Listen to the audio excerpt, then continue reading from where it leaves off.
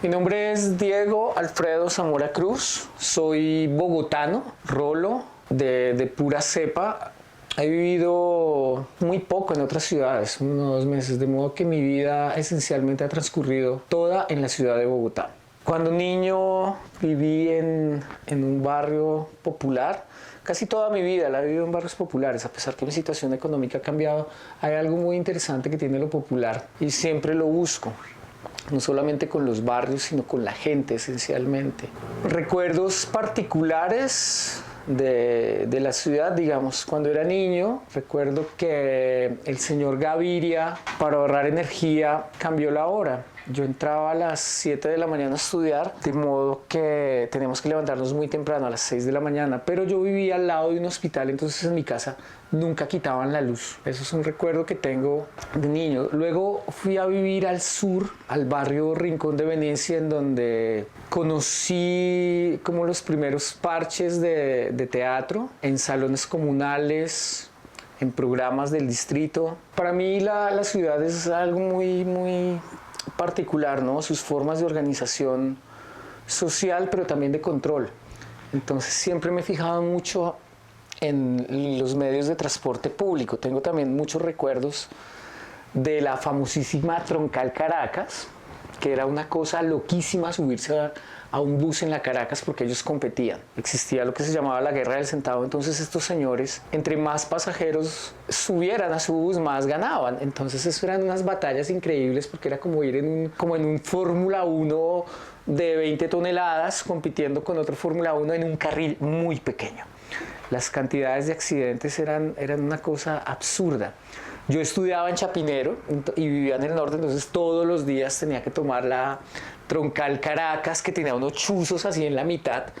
El arquitecto que hizo eso, yo no entiendo para qué se lo inventó. Y posteriormente, la llegada del Transmilenio, que básicamente es lo mismo, es solamente que es un poquito más ordenado, pero sigue siendo un modo de control terrible para hacer esperar a la gente, para controlarle su tiempo. Tengo también muy presente eso sobre la ciudad. Hay algo de la ciudad que no ha cambiado mucho, y son como estas zonas oscuras, particularmente sobre las que hicimos la obra, que demográficamente algunas se han desplazado. El barrio Santa Fe sigue siendo el mismo, el Cartucho lo acabaron, la L la acabaron, pero realmente no las acabaron. Lo que se hizo fue un traslado, pero estas zonas siguen estando, esta gente sigue estando, y de alguna manera seguimos consultando a estas personas o seguimos consultando estas liminalidades para eventos de creación y para eventos de investigación. Yo soy totalmente metropolitano, yo me considero un man capitalino, rural. Me encanta el campo, me encanta la ciudad, pero Bogotá me ha dado todo lo que soy. Me ha dado, pues tuve el lujo o el privilegio de nacer y crecer en una ciudad capital. Bogotá es una ciudad capital, es una metrópoli, es como la gran Acrópolis. en donde estaba todo. Estaba todo, tan todo, que yo pude contar con bibliotecas, con salones comunales, pude contar con el nacimiento del gran festival de teatro iberoamericano.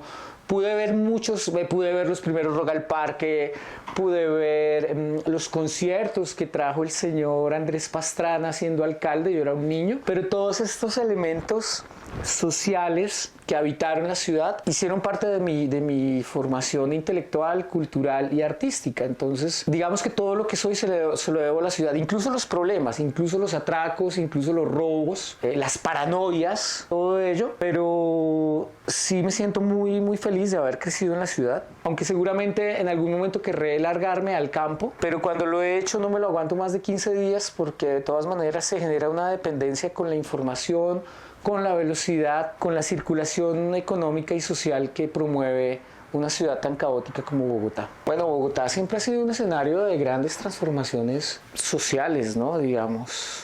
Esto es más bien reciente de lo que voy a enunciar, pero para mí fue muy impactante todo el movimiento social que se generó después de la pandemia, durante el gobierno de Duque, con el aumento de impuestos, cuando además estábamos en pandemia, es decir, estábamos encerrados, y fue muy interesante cómo las calles, los parques, los grandes monumentos se convirtieron en escenarios vivos de revolución. Esas imágenes que de pronto los medios ahora no quieren recordar o que en algunos casos políticos, por excusas urbanísticas, quieren borrar. Me refiero particularmente al Monumento de los Héroes, ahí en la 80.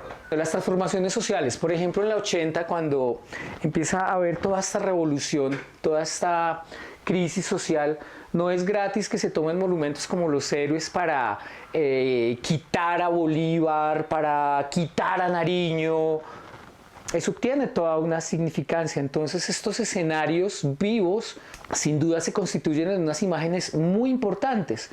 Yo particularmente me hacía mi pregunta desde mis investigaciones de coloniales de, bueno, ok, tenemos esos palcos urbanos en donde se instauran imágenes, Bolívar, Quesada, etcétera. La Avenida Jiménez, quitaron a Gonzalo. Dijeron en algún momento, ahora se llama la avenida Misac, y vamos a montar un Misac ahí, fue una idea, no pasó nada, pero sí surge la pregunta, en esa gran imagen donde quitamos el pasado y nos hacemos la pregunta, ok, ¿ahora qué vamos a poner? Pero ¿qué pasa con esos héroes y cuáles son los nuevos héroes? ¿O qué pasa con esa figura de héroe dentro de la representación del imaginario social? Hay otra imagen muy bonita que tengo de mi juventud y es de Antanas Mockus vestido con un traje amarillo como si fuera un superhéroe. Es una berraquera y el man iba por toda la Caracas arrancando afiches. Antes mandábamos a hacer carteles de papel, hoy el Teatro Quimera presenta, y le pagábamos a unos manes. De ese es el único que sobrevive, creo que es Pepe Pegotero, todavía veo. Y uno le pagaba a esos manes y ellos iban y empapelaban la pared con Teatro Quimera, La Candelaria, no sé qué, no sé qué. Eso luego lo prohibieron. Después del nacimiento de la cultura ciudadana, Antanas Mockus instauró la cultura ciudadana y él era el superhéroe de la cultura. Entonces él se ponía un traje amarillo con una capa y salía por la ciudad a quitar afiches, a decirle a la gente que no se cruzara el semáforo, porque la gente no sabía cómo cruzar un semáforo, no sabía cómo usar una cebra, porque nadie nos había enseñado nada sobre el civismo y la ciudad. Fue Antanas Mockus quien contrató, no me acuerdo el año, a unos mimos, por allá Julio Ferro y otros locos, para hacer unas campañas de cómo cruzar una cebra. Porque esto puede parecer estúpido, pero en los 90s la gente no sabía cómo cruzar un semáforo. No existía esa cultura ciudadana. Entonces esa imagen del señor Mockus con su traje de superhéroe enseñándole a la gente a ser cívico, o supercívico, creo que se llamaba el personaje, no lo recuerdo, es una imagen también muy linda de mi infancia en relación con la ciudad y la política.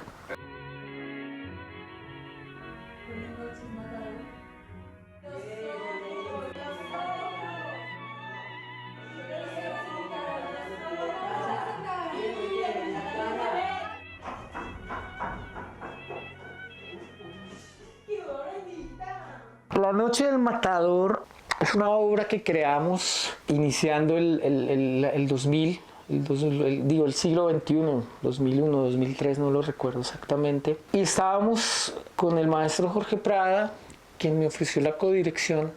Empezamos a buscar o a hacernos preguntas sobre lo urbano. Yo no recuerdo bien cuál fue el texto que llegó, pero no llegó el texto de Jorge Franco, es decir, arrancamos por el lado de la literatura. Arrancamos buscando textos que nos hablaran de la ciudad, de personajes citadinos. Yo no recuerdo bien quién fue el que llegó con el texto, pero lo que yo sí me acuerdo fue que en la Universidad Nacional de Colombia, en el León de Grave, vi una puesta en escena de Rosario Tijeras, y era un coro de chicas y un solo señor que hacía el personaje de Antonio. Yo quedé altamente impactado porque ellos no contaban la historia completa, ellos simplemente hacían como 2 o 3 escenitas, pero yo quedé muy impactado con el texto. Entonces me fui de una a la biblioteca y empecé a leer al señor Jorge Franco, y por ahí me encontré con Mala Noche. El maestro Prada creo que también ya estaba leyendo cosas de Franco. Coincidimos en la novela, empezamos a analizarla, y había algo que también, no solamente como director, sino quizá como creador en ese momento, a mí me llamaba mucho la atención.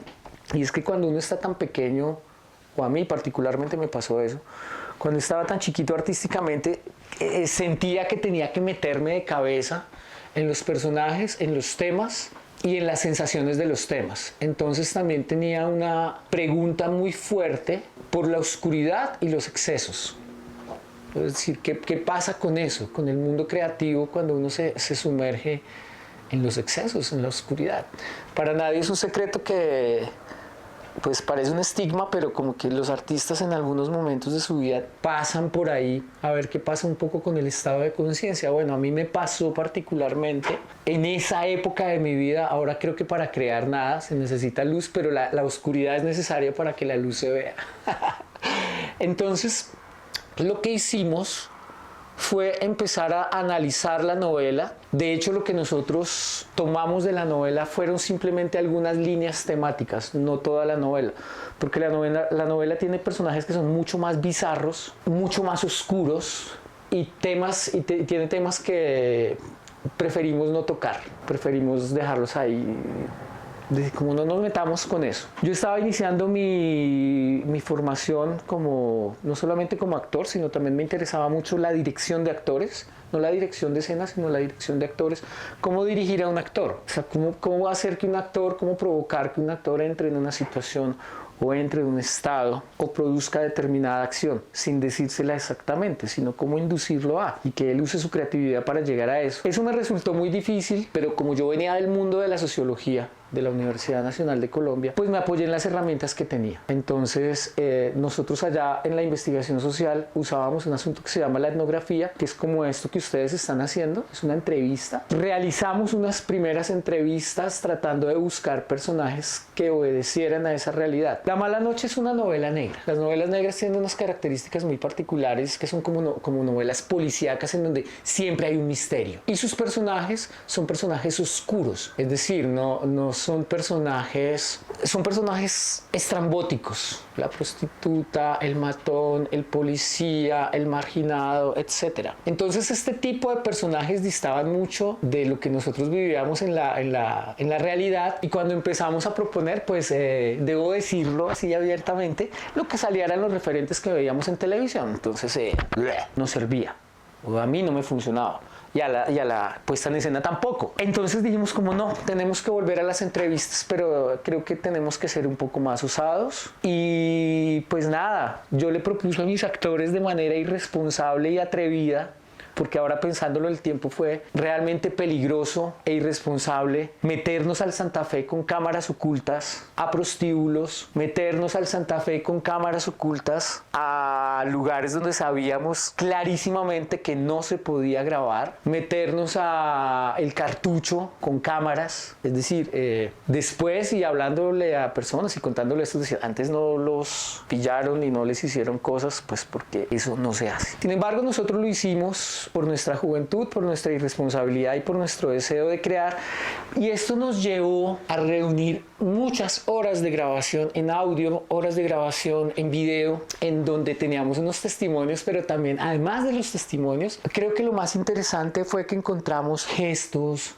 miradas, ademanes, formas de expresarse sobre el mundo y sobre los problemas que de pronto estaban más allá de la novela. Entonces ahí yo empecé a pasar a la adaptación, a decir, el personaje no diría esto, el personaje diría esto.